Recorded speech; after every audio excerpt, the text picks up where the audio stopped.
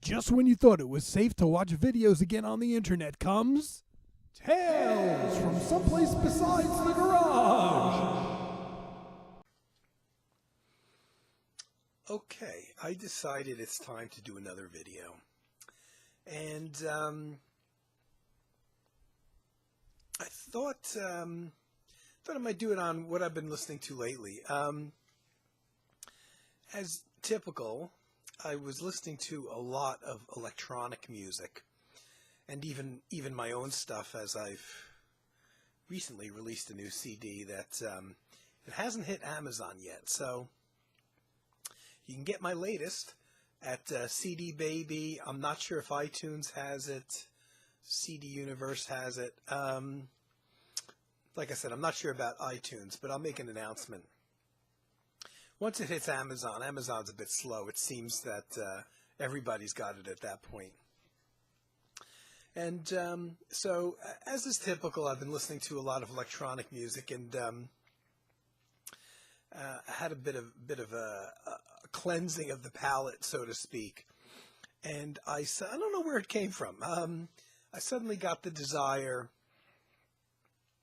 to listen to some Nana Vasconcelos, the great percussionist, the great Brazilian percussionist, who passed away in 2016, in March of 2016 at the age of 71. I only learned, now naturally, he's not well known enough that anybody in the news is going to report it. So I don't think I found out about his passing until maybe a year or so ago. It was definitely after the fact. And with these artists, they record so many obscure albums, or so many albums as side projects, that sometimes you just don't hear about them. So you don't necessarily think that because you haven't heard from a musician in a couple of years that necessarily they died. You have to go around on the internet and to kind of find out about their projects in general, especially if they don't record for one specific label, which Nana didn't. He recorded all over the place for small labels, foreign labels. Sometimes the stuff wasn't available in the U.S. except as an import. But to me, well, anyway, let me get back to the story. I was very much desiring to hear some more acoustic-based music, and I don't know why he came to mind, except I guess I was thinking a bit about Oregon, the band Oregon. Now, Nana never actually played with Oregon, to the best of my knowledge. He might have done a benefit concert when Colin Walcott, founding member of Oregon and the Oregon band's percussionist, when he passed away in, I think it was 1984, eventually there was a memorial concert that a whole bunch of musicians played at. I think Nana may have played with Oregon at this memorial concert, possibly. To me, Nana will nonetheless always be in the Oregon sphere of musicians, even though he technically, I guess, never really played with the band, simply because of Colin Walcott, the founding member of Oregon, percussionist, sitar player. Because Colin Walcott, in addition to playing with Oregon, like all the musicians really in Oregon, had a solo career. And after Colin recorded a couple solo albums as a leader, he decided he didn't really want to continue on as specifically just a leader, Colin Walcott solo albums. So he formed a group, a trio, called Cadona. And Cadona, the name was taken from the first two letters of the first name of each of the three members. So Colin Walcott, Don Cherry, the trumpet player, my favorite trumpet player in the world, and Nana Vasconcelos, the percussionist. These guys recorded 3 albums, and essentially, the last one being recorded in 1982, more than likely they would have continued. had Colin Walcott not passed away.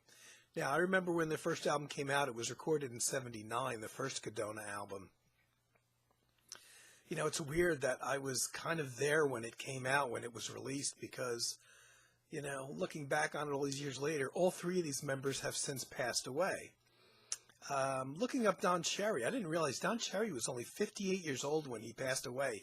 Don Cherry had such a long career, and he made so many albums. It just seemed like he was out there forever, that I thought he was much older than that. So Colin Walcott died at the age of 39 in a tour bus accident. So Colin himself was young and had quite a career for the brief length of time he was around. And when Colin Walcott died, unfortunately, so did Cadona. In an interview with Don Cherry that I had read, Don Cherry essentially said, well, Cadona, you know, it's basically three equal musicians, equally writing and contributing to the direction and everything. But Don Cherry basically said, well, it was really kind of Colin's group. It was Colin who kind of brought it together and had the concept. And he said, I guess he didn't want to continue just making solo albums. So this was his other group. So when Colin Walcott wasn't recording with Oregon, he would go do Cadona records and concerts. And when he passed away, unfortunately, the band ceased to exist. And getting back to Nana Vasconcelos, the big question I always had is, since Colin Walcott's only other project, ongoing project anyway, besides Oregon, was Cadona, I always wondered why Oregon never tapped Nana Vasconcelos as a percussionist to play with Oregon. And I'm wondering if maybe they thought of it, or maybe for whatever reason Nana Vasconcelos turned it down. I'm not sure. But that is something that I will go to my grave wondering about. If he was ever, it would have been natural for Colin's other group, his only other group, to use one of their members, their percussionist, to move into Colin's slot in Oregon. And I just wonder why that never happened. So this isn't going to be one of my 90-minute career overviews of Nana Vasconcelos. It's a lot of work to do that, and I'm not an expert on him. So I didn't even pull out all the albums I have by him, just kind of highlights for me. I'm not even sure where the first place that I heard him was. But I think it was this album, which is very atypical of something that Nana Vasconcelos would have done. Because Nana worked almost exclusively in an acoustic environment with instruments, instrumentally. And I believe this is the first place I heard him. I was already following Brian Eno in 1980 when this came out. And because of Brian Eno, I got into John Hassell, the trumpet player. And this was the first John Hassell album I ever bought. And Nana Vasconcelos plays on almost the entire album. There's 2 short tracks on here that he does not play on as a percussionist. The funny thing is I had this album, and I knew this album well. This struck me when I bought this and put this on, probably as the strangest album up to that point I had ever bought. The music was a bit over my head at the time. It sounded very eerie. It doesn't anymore, but you have to get used to the way John Hassell's trumpet sounds, the way it's electronically treated. And again, this is not typical for the type of album that Nana Vasconcelos made as a percussionist, even as a sideman, because this is so electronically processed. But very, very interesting album. I love it. But for an outsider, this album is very strange. I know that. It took me a while to really understand it and get into it. And oddly, when I came across Nana Vasconcelos later, I didn't even realize he had played on this. So even after I was very familiar with him, it wasn't until years later when I picked this up and listened to it again, and I started looking into musicians, I was like, oh, Nana Vasconcelos plays on that. But I think that may have been the first thing that I picked him up on. I'm not sure. Probably one of his most natural settings to play in, and one that he played in a lot in terms of concerts and recordings, was with his fellow Brazilian musician, the guitarist and pianist Egberto Gismonti.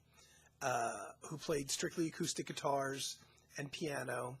And so most of Egberto Gismonti's albums, and certainly pretty much all the ones with Nana Vasconcelos, are entirely acoustic. And this is a typical one. And I got this shortly after getting into the ECM folks. Just a duo, the two musicians, this Nana on the bottom, Egberto Gismonti on top. They did a lot of records together with just Nana doing his voice thing. He did these unusual, sometimes overdubbed voices, wordless vocals, in addition to his very unique percussion playing. He plays a berimbau, which once you hear it, you'll never forget it. You'll know what the instrument is. It's kind of like a one-stringed instrument. It's got like a metallic string that you hit with a stick, and it gives, depending on where you hit it, and there's a little doohickey thing that you move up and down the string that changes the pitch of the string. So it gives this kind of bouncy, very, very, very cool, very funky sound. And there's a big gourd on the bottom, which the sound resonates through, the body of this hitting this metallic string at various pitches. It's a very interesting musicians. I think Airdo plays one too, but it seems to be favored by a lot of percussionists that come out of Brazil. So it's, I guess, a popular percussion instrument in Brazil, but there's tons and tons and tons of percussionists that don't play this instrument. So you won't hear it in a lot of places. And it's one of Nana Vasconcelos's preferred instruments, one of his go-to instruments. Yes, he played hand drums and various things like that, but the berimbau was really the thing that he was known for. He would do solos on it. And it's got a unique sound. So the first place that I knowingly heard Nana Vasconcelos was on Egberto Gismonti albums. I didn't even pull out all the ones that I have. He played on this one as well, with a whole group of other musicians, including Colin Walcott on here as well, and Ralph Towner from Oregon. Here's another one, another duet album. Egberto Gismonti, Nana Vasconcelos, another ECM album. This one was recorded in 1984. This one having some nice in-performance pictures. It's a studio album, but there's some nice in-concert performances where you could see just the two of them. And Nana Vasconcelos would just be surrounded by a ton of percussion instruments. And like some percussionists and unlike others, he had a unique sound based on his instruments of choice, using the berimbau. His voice you could pick out of a crowd. He has a very, very unique voice that he used quite a lot of. A lot of people may have encountered Nana because Nana played most famously, probably his biggest musician that he ever played with was the Pat Metheny group. He actually recorded 3 albums with Pat Metheny, including Off Ramp, which was a huge, huge album. And then he did this live album, Travels, a double live album. Very interesting in that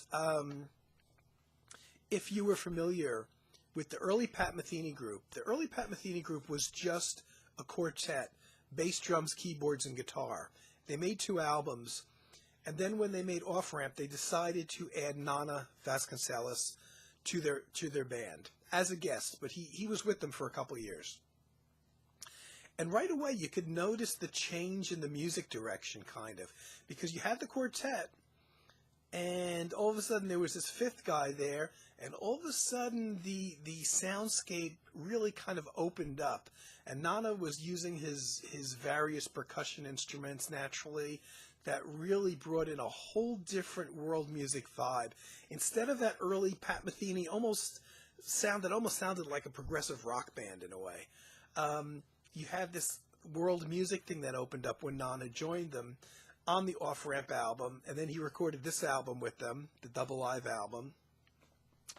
And he was using his voice in there too. And this was the first time that the Pat Metheny group had any voice in there going on. And it was through Nana's voice and his use of percussion that essentially Pat Metheny got into his whole thing, his whole world music thing. After Nana stopped playing with Pat Metheny, take a look. Pat Metheny kept on employing additional musicians, all to essentially fill that Nana role. He kept on hiring percussionists and even good guys that played second guitar, but they all did various vocalizations. And there's a lot of musicians who added vocals onto Pat Metheny's albums after Nana was in the band and after Nana brought that vocal thing into the group.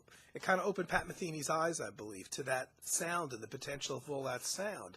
And even after Nana was out of the group, his influence was still there because all these additional percussionists came and went. Tons of musicians in the Pat Metheny group after this time.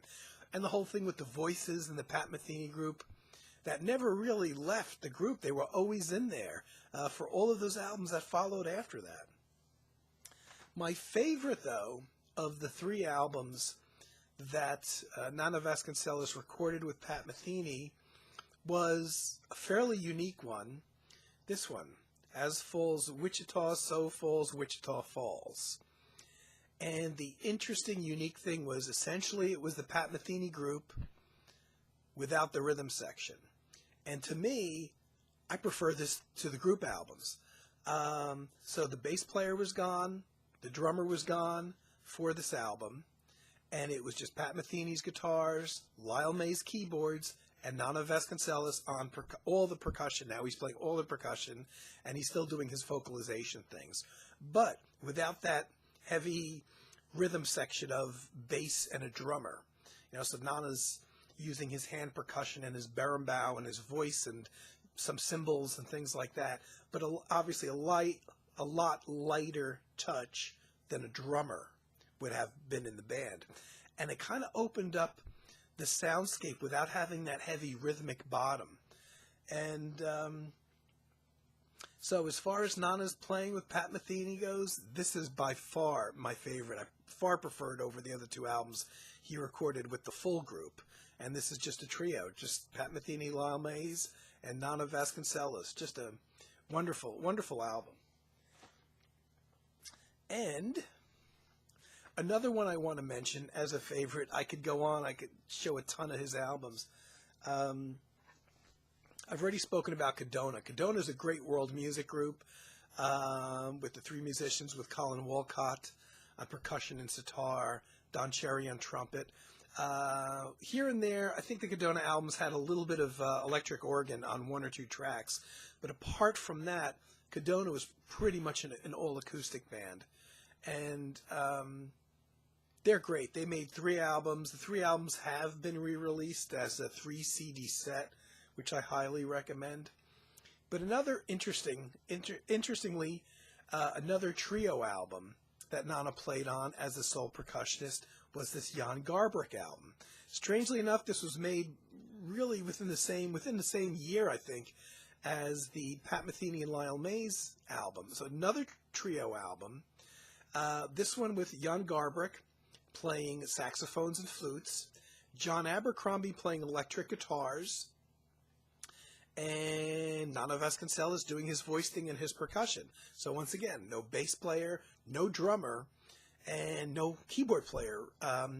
Just John Abercrombie. And this is an interesting thing for John Abercrombie too, because Abercrombie never really recorded in this kind of setting before this or after this throughout his entire career. He was the sole harmonic instrument. He's not playing with a drummer or a keyboard player. And this is quite, even if you didn't like Jan Garbarek, you might dig this album. It's open vistas all the way, musically speaking. Nana's doing his percussion thing.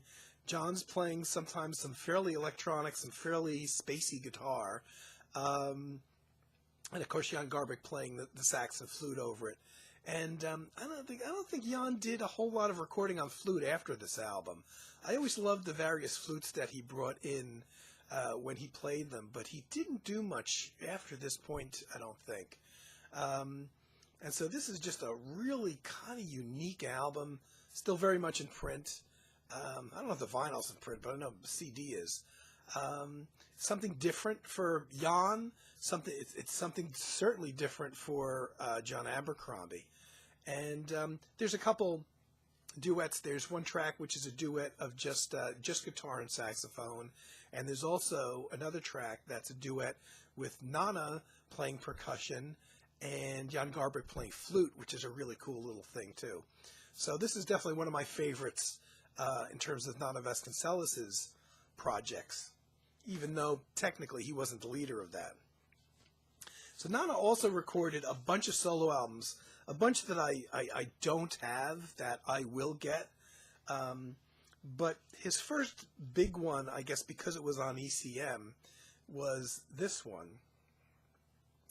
And this is also one of my favorite things. This was recorded, I think, 79? Yeah, March 79.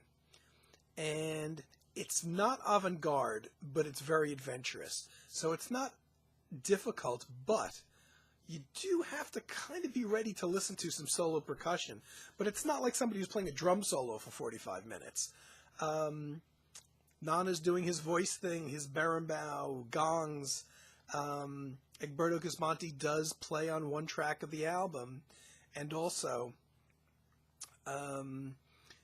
wrote another track for Nana that was performed by a string section of an orchestra, which is just a killer track on the album. It's a big track. It's a string orchestra, kind of in the background with Nana's percussion up front, and there is nothing like it. It's such a fantastic piece that I think if that were the only track on the album, it would still be worth buying. I don't know if this, I mean, I have this on CD. I don't know about its current in-print status. It should be. It's fantastic. To me, it's a career high point. But then again, I don't have a lot of his albums that he made as a leader, but that's such a fantastic album. I do have another one that came out on another label, on the Hemisphere label. And this was from 1995, called Storytelling, which at first, when I listened to it, this is Nana, not entirely solo. There's a bunch of solo tracks. There's a bunch of tracks where he's playing with a keyboard player, and also a bunch of tracks where he's performing with a girls' choir. So there's a lot of voice on this. There's a lot of overdubbed vocals of Nana, overdubbing himself on vocals. It's a very vocal-oriented thing at times, more so than the ECM album. And then there's also naturally his percussion. At first I thought, wow, this is really out there. This is really avant-garde. But I just pulled it out and I just listened to it. And maybe because I went into that expectation of it, wow, this is really out there. When I listened to it, it's like, oh, that's not that unusual. It definitely skirts along the lines of being avant-garde. But when I played it again, after having not played this for a few years, I really dug it. And I'm like, wow, I'm glad I bought this now. Because at first I wasn't so sure. I'm like, gee, this is really out there. He does a lot more vocal overdubs on this than I ever heard him do before. Now, again, I'm not an expert on his solo albums. I just want to get them all naturally now. But I don't know. I just got it this time when I listened to it, and it was just fantastic. This is going to be a regular spin now for at least a few days or a week or so. So that's not a career overview. Nana left us in 2016, unfortunately. There's a whole bunch of albums that he has done as a sideman, but you know, even his sideman gigs, especially when he's in small groups like those trios, are substantial. I mean, you can tell it's him playing even if nobody told you. Once you hear him and you hear his voice, and especially you hear how he plays the berimbau, you kind of know it when you hear him then. And it's weird. I just got into this acoustic mode thing, and it made me get into this whole Nana Vasconcelos thing, and I've just been listening to him now for a couple days and really appreciating him. Sometimes you forget how great somebody is when you haven't maybe listened to their music in a while. And, you know, just like his other bandmates in Cadona, Don Cherry was one of my favorite musicians, as well as Colin Walcott. All three of those guys are gone now. You can still enjoy the Cadona albums. You can still enjoy Nana's albums. It's a little harder for me because I got in, to these groups when all these guys were alive and now they're gone. But boy, if you've never experienced Nana Vasconcelos, just do a YouTube search. A lot of his stuff is on YouTube. I know this entire album is up on YouTube, I'm pretty sure, and some others. And I mean, you with the Pat Metheny group, you only get the slightest taste of what his music's like. So you should really go to his solo stuff, the Egberto Gismonti albums, or better yet, his solo albums to get a better taste of what he was all about. But so that's it. Just doing a little vibe, a little talk on Nana Vasconcelos, and maybe if you go and check out some of his music on YouTube, you might find that this video is worthwhile. Hopefully it was. Okay, guys. Hope everybody's doing well, and I'll be back at some point. Take care.